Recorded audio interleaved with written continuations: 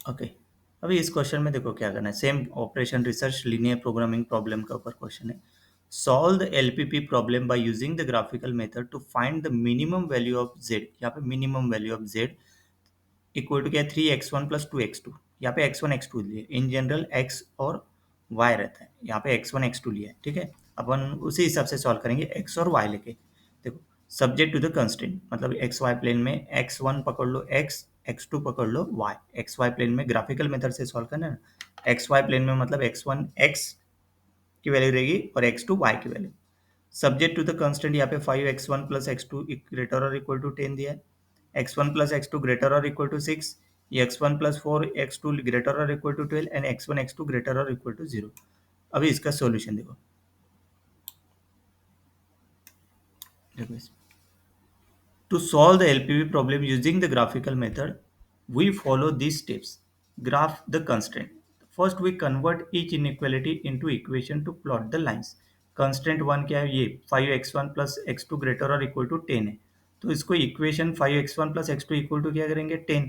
तो x1 equal to 0 put करेंगे तो x2 क्या आएगा 10, x2 इक्वल टू 0 पुट किया तो x1 क्या आएगा 2।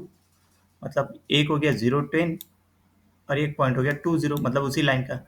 तो प्लॉट करेंगे तो देखो यहाँ पे 0 10 ए पॉइंट हो गया, देन 0 2 कौन सा, ये 0 2 कौन सा, ये पॉइंट, ये जो पॉइंट है ना, this is 2 0 2 0, this point is 2 0, है ना, यहाँ पे लिखा नहीं है, दिस पॉइंट इज 2 0।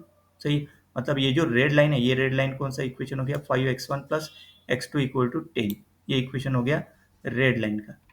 सही, मतलब कौन से, ये लाइन का इक्वेशन, ये 5x1 plus x two greater और इक्वल टू 10 है। अपन इक्वल टू 10 लिया है और लाइन प्लॉट किया है, वो लाइन कौन सी है, वो लाइन है रेड लाइन। लेकिन यहाँ पे 5x1 plus x two greater और इक्वल टू क्या है 10, ग्रेटर और इक्वल टू 10 मतलब इस लाइन के ऊपर का रीजन, इधर साइड, ये लाइन के इधर साइड वाला रीजन, ये ओके, ये रीजन वाला जो है ना, ये ऊपर, ये लाइन के ऊपर का रीजन। सही, नेक्स्ट नेक्स्ट लाइन क्या है, x1 plus x two greater और इक्वल टू 6 है। देखो कांस्टेंट टू लिया, x1 plus x two greater और इक्वल टू 6, इक्वेशन क्या लिया, x1 plus x two equal to 6, तो x1 इक्वल टू 0 पुट किया तो x2 क्या आ गया 6, x2 इक्वल टू 0 पुट किया तो x1 क्या आ गया 6, मतलब 0 6 6 0। मतलब देखो यहाँ पे कौन सा पॉइंट हो गया, ये ग्रीन जो है ना, this is 0 6 and this is 6 0। मतलब ये जो ग्रीन लाइन है, ये लाइन कौन सी है, x1 plus x two equal to 6। और देखो ग्रेटर और इक्वल टू 6 मतलब कौन सा रीजन, ये लाइन के ऊपर का रीजन, ये जो ग्रीन लाइन है इसके ऊपर का रीजन, ये रीजन जो है ना, ये पूरा रीजन जो है, ये इधर वाला, ये ग्रीन लाइन के ऊपर वो कौन सा है, x1 plus x two greater और इक्वल टू 6। देखो यहाँ पे लिखा है the feasible region for this constant is above oblique to the right of the line, right of the line. सही है, देन कांस्टेंट 3 क्या है, x1 प्लस 4x2 ग्रेटर और इक्वल टू 12। तो इक्वेशन क्या लेंगे अपन, x1 plus 4x2 equal to 12। तो इसमें x1 इक्वल टू 0 पुट किया तो x2 क्या आ गया 3, मतलब 0 3 पॉइंट हो गया एक। Then x2 equal to 0 put किया तो x1 क्या आ गया 12, मतलब 12 0। मतलब देखो 0 3 मतलब ये पॉइंट, ये 12 0 ये, और ये 0 3, ये जो ब्लू लाइन है ना, this blue line is x1 plus 4x2 equal to 12। लेकिन यहाँ पे ग्रेटर और इक्वल टू 12 मतलब नहीं कि उसके अबव, देखो यहाँ पे लिखा है ये है ना, right of the line. The feasible region, the feasible region for this constant is above oblique to the right of the line, above मतलब ये अबव ऊपर वाला। सही है, अभी कॉमन रीजन निकालना है तीनों लाइन मिला के। देखो यहाँ पे नेक्स्ट देखो, आइडेंट नो नॉन नेगेटिविटी कंस्टेंट मतलब ये x1 x2 टू ग्रेटर और इक्वल टू 0, मतलब this district the feasible reversion in the first quadrant, मतलब फर्स्ट क्वाड्रेंट के हिसाब से लिए। सही, देखो identify the feasible reason, plot this line on a graph. The feasible reason is the area that satisfied all inequalities since all constant are greater than or equal to x1 x2 greater or equal to 0, the feasible region will be unbounded region। मतलब ऊपर का reason मतलब infinite तक जा रहा है ना वो, देखो पूरे लाइन का नहीं, इधर वाला रीजन है ये इनफाइनाइट, मतलब इसलिए unbounded.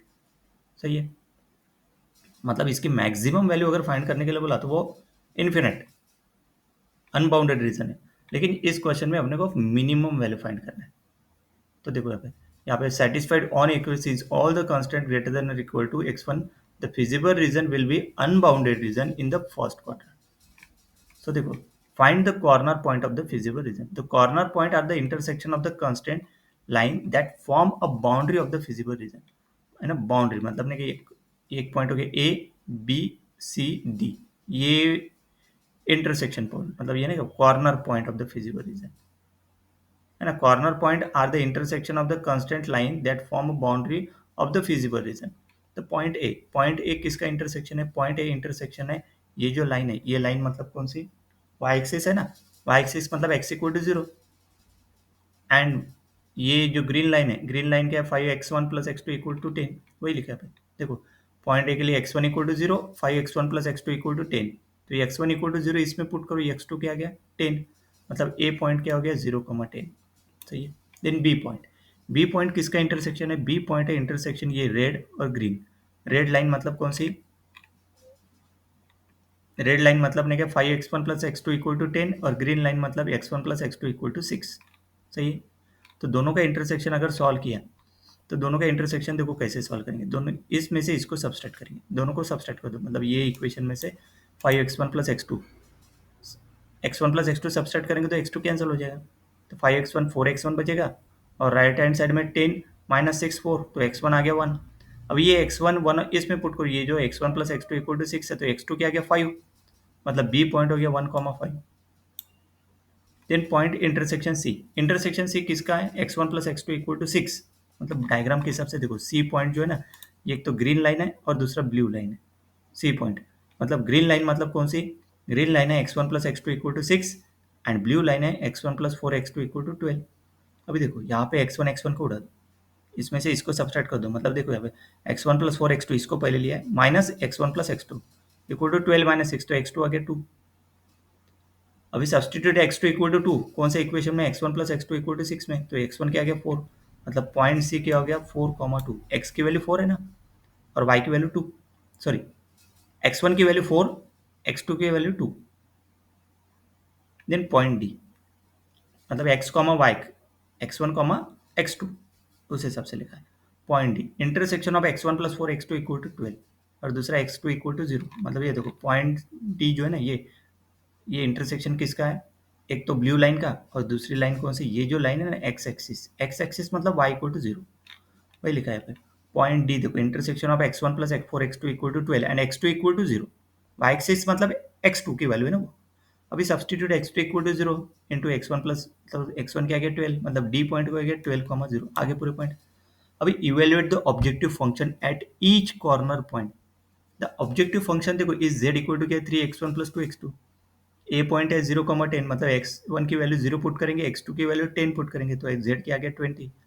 Then B point 1,5, x1 put करेंगे 1, y1 x2 पुट करेंगे 5, हो गया 13। सी पॉइंट 4,2, x1 पुट करेंगे 4, x2 पुट करेंगे 2, वो आ गया 16। डी पॉइंट है 12,0, x1 पुट करेंगे 12, x2 पुट करेंगे 0, 36। So determine the minimum value comparing the values of z at the corner point. मतलब ये देखो यहाँ पे 12 20 13 16 36 आ गया। अभी इसमें से क्या मिनिमम वैल्यू फाइंड करना है ना। मिनिमम वैल्यू मतलब 13। So conclusion that minimum value of z equal to 3x1 प्लस 2x2 is 13। It occurs at the point x1 x2 equal to 1 5. Here we have to find the minimum value. सही है, तो minimum value क्या है इसकी? 13 is the final answer.